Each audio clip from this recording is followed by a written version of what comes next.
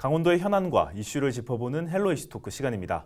지난 6일 전국 동시지방선거를 통해 유권자의 선택을 받은 도내 자치단체장 당선인들의 인터뷰를 이어가고 있는데요.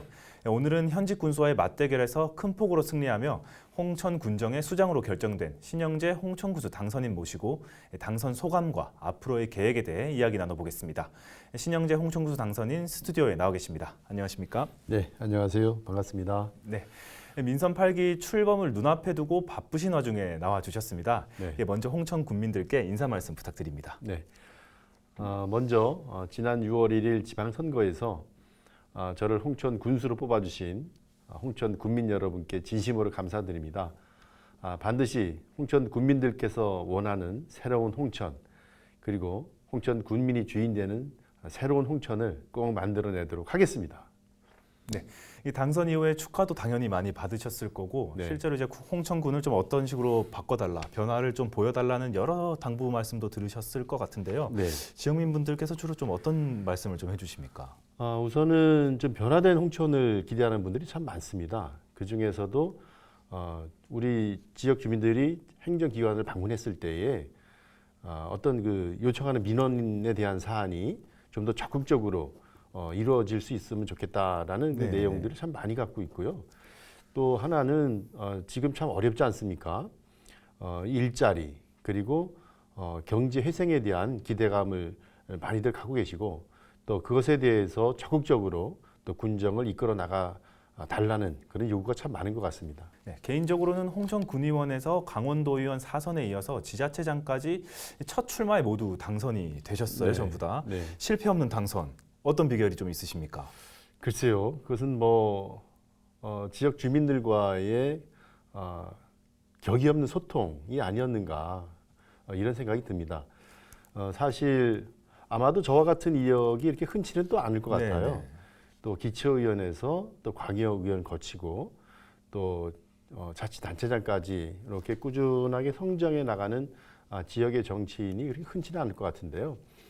저는 우리 지역 주민들께서 저를 우리 지역에서 일을 할 수 있는 지역의 정치인으로 키워주셨다 이렇게 생각합니다.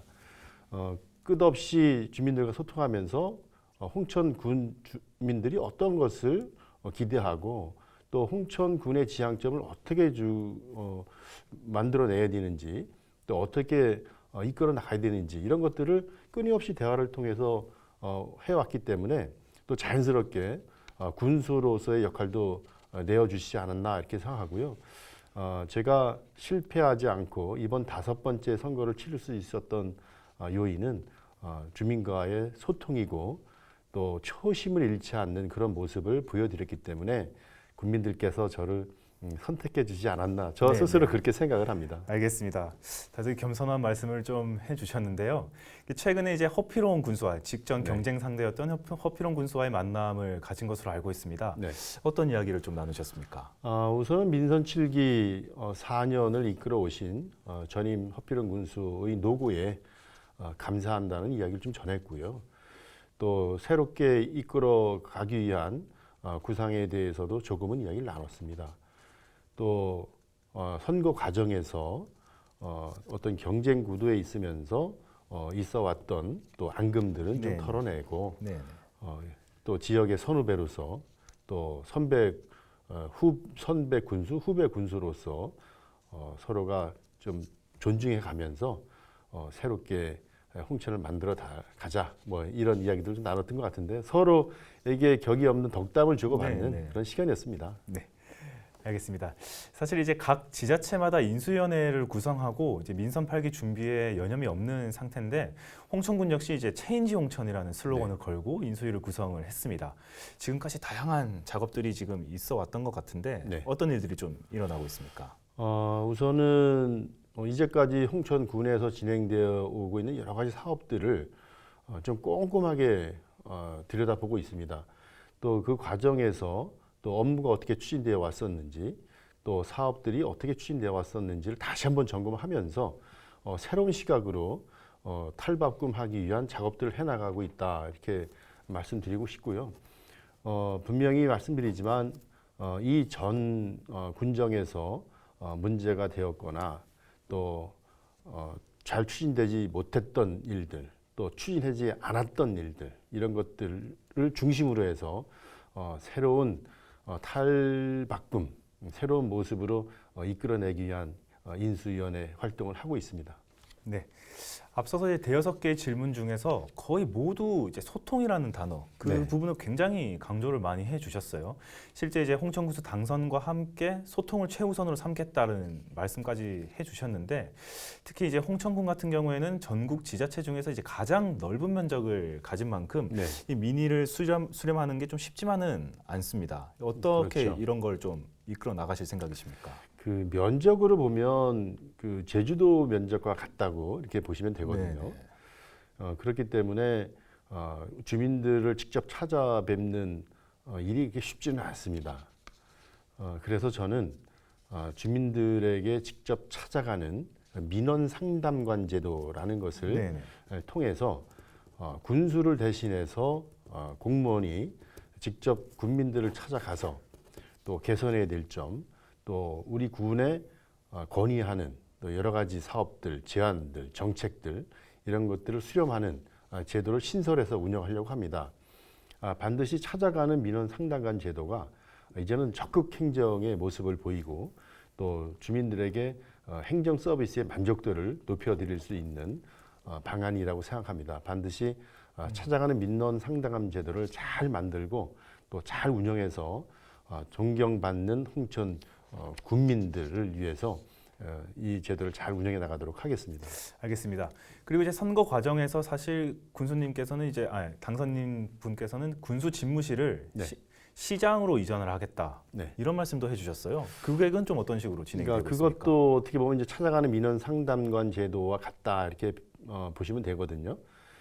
그 군민과의 어떤 소통의 기회와 소통의 공간을 확대하겠다는 거거든요. 그래서 홍천군청에 있는 홍천 군수집무실 그리 옮길 수는 없지 않습니까? 네네. 그래서 홍천 시내 일원에 특히 뭐 시장이 되면 더 좋을 것 같고요.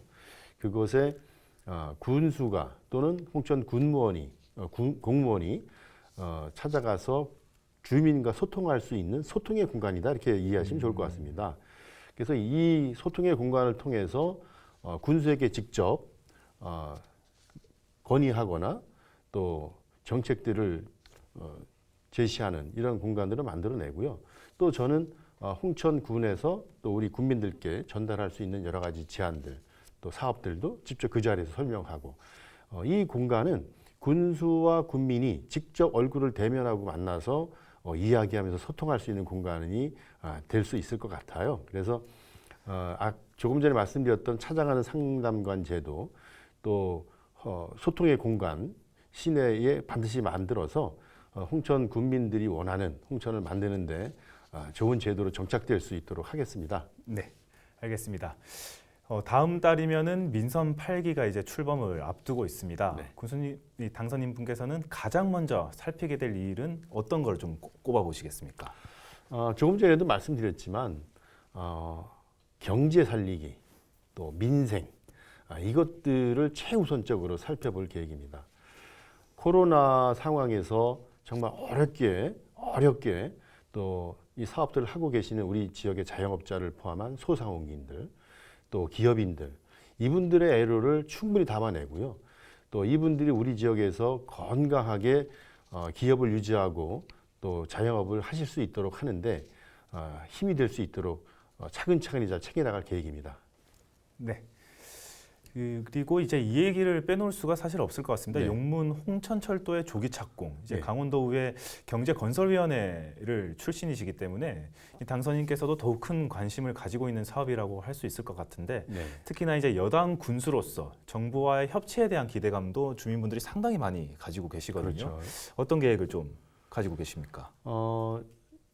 이 사업은 사실은 그 일반 철도로 추진되던 사업인데 지금 추진되고 있는 사업은 광역철도로 추진되고 있거든요. 네네. 그러니까 결국은 서울 또 수도권에 있는 전철이 들어오는 사업이다 이렇게 보시면 됩니다. 그렇기 때문에 사실은 그 홍천에서 용문까지 이 광역전철이 들어온다고 하더라도 서울까지 접근하는 데는 상당한 시간이 좀 걸릴 것 같아요. 그렇지만 우리 지역에 철도가 들어온다는 것은 홍천이 수도권으로서의 역할을 하게 되는 지역으로 이제 변화하기 때문에 매우 큰 의미가 있다고 봅니다. 네네. 이 사업이 가시화될 수 있도록 이제 총력을 다 기울일 것인데요. 우선은 윤석열 정부에서 이 사업을 공약 사업으로 우리 지역 공약 사업으로 포함을 시켜줬기 때문에 네네. 일단은 이 사업에 탄력을 좀 받을 수 있을 것 같아요. 네. 그리고 또 우리 지역의 유상범 국회의원께서도 이 사업에 대한 적극성을 가지고 있고 또 국토부 장관으로 계시는 원희룡 장관께서도 우리 지역을 또 여러 차례 다녀가셨기도 했고 하기 때문에 이 철도 사업은 제 임기 내에 반드시 가시화될 수 있도록 추진하겠다라는 것이 저의 생각입니다. 물론 이 사업이 예비 타당성 조사라는 큰 과제가 남아 있기는 하지만 우리 지역이 이 철도 사업을 통해서 과밀화된 서울 수도권의 인구를 분산해서 정주 여건을 만들어내는 효과가 있기 때문에요. 네네. 분명히 지역 균형 발전 그리고 이 용운 홍천 철도가 개설됨으로 인해서 변화하는 강원도 또 홍천군의 모습을 또 비전을 충분하게 또 이 당위성을 설명을 해서 이 철도 사업이 반드시 관철될 수 있도록 그렇게 추진하겠습니다. 이 지역민들도 상당히 기대가 클 것 같은데 네. 사실 이제 그건 어떻게 보면 조금은 시간이 걸릴 수 있는 문제이기 때문에 그렇죠. 이게 당장은 이제 코로나 장기화로 인한 민생의 어려움도 아직까지는 좀 심각한 상태입니다. 네, 물론 네. 지금은 꽤나 잠잠해졌다고는 하지만은 여러 가지 아직까지 국민 지원 방안이 필요한 게 네. 사실인데요. 어떤 부분을 좀 고려하고 계십니까? 우선 정말 어려운 그 자영업자 소상공인에 대한 뭐 대출 이자라든가 네. 또는 생활비라든가 또 이런 것들을 직접적으로 지원할 수 있는 사업들도 적극 발굴해서 추진할 겁니다. 그러나 이런 그 단실적인 이 지원 사업만 가지고 이분들의 어려움을 모두 해결할 수는 없기 때문에 네. 근본적으로 우리 지역에 경기가 활성화될 수 있는 사업들을 좀 만들어내야 된다고 봅니다.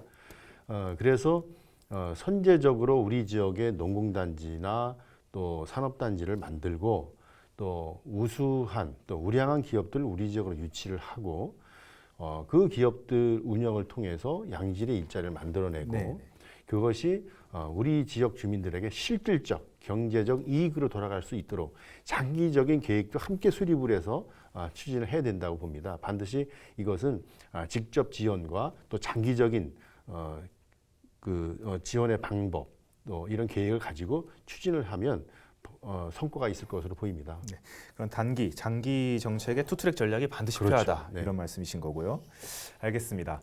그리고 이제 실제 지역 주민들의 반발을 사고 있는 송전탑, 양수댐 건설 문제 역시 이게 참 풀어내기가 참 쉽지가 않습니다. 네. 이거 어떻게 바라보고 계십니까? 특히 이제 양수댐 같은 경우에는 우리 행정에서 정확하게 주민들의 의사와 뜻을 이해하지 못하고 또 이 사업이 우리 지역에 줄 파급력에 대한 것들을 면밀하게 검토해내지 못하고 추진해온 대표적인 사례다. 저는 이렇게 네네. 평가하고 싶습니다. 그러나 행정의 연속 선상에서 이 사업을 주민들이 요구하는 대로 백지화할 수는 없는 상황입니다. 지금은 도저히 백지화까지는 갈 수는 없다. 이런 말씀이시죠? 그렇습니다. 그래서 이 사업이 우리 지역에서 우리 지역 주민들께 미치는 피해와 또 피해 정도 또 향후에 발생될 또 피해 이런 것까지 모두 전수조사를 하고요.